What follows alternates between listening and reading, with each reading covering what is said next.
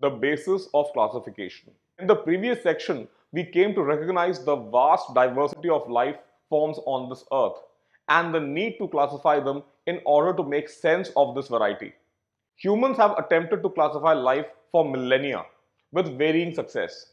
The Greek philosopher Aristotle attempted his classification based on the habitat of the organism as sea creatures, land creatures, and flying creatures. But it doesn't take much thought to realize that his system of classification has major problems. Lumping a dragonfly and a crow into a single category works only at the most superficial level. We immediately notice that these two creatures share only one thing in common, their mode of locomotion. They are both flyers. But their body structure, their physiology, etc., are utterly alien to each other. Similarly, grouping an octopus, a jellyfish, and a dolphin together does not make much sense in the biological context. These creatures are extremely different in their internal design. Thus, Aristotle's system of classification was soon abandoned. Better methods were devised that illustrated the similarities in the biology of various creatures rather than their habitat. Before we continue, let's look at an analogy. In order to build a giant tower, we need to build a strong foundation.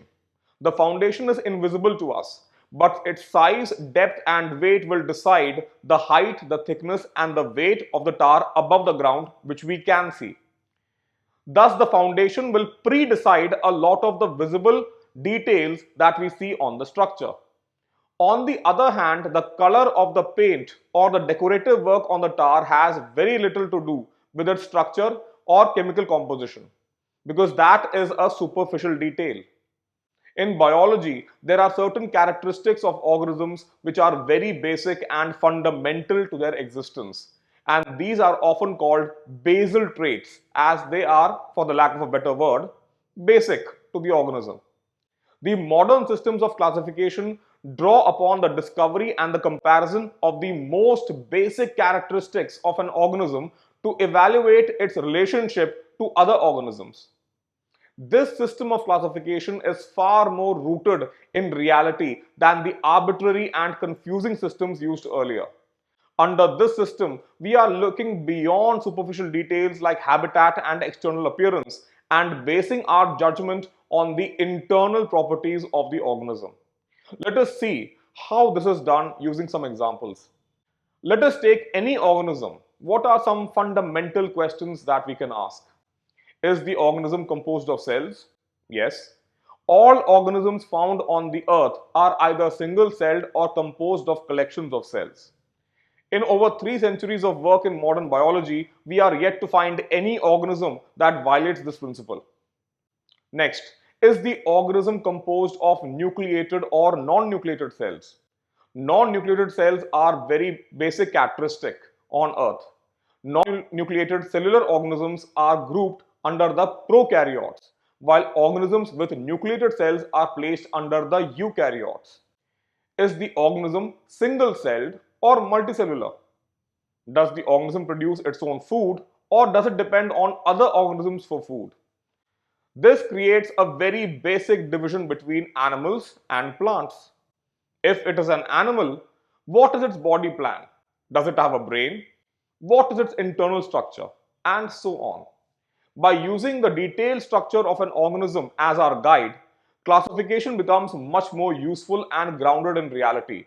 Rather than obscuring the relationships between organisms, it brings them into sharp and clear relief. The role of evolution. The existence of the evolutionary process under which populations of organisms gradually change over long time spans in response to selection pressures and the environment has been settled for a long time.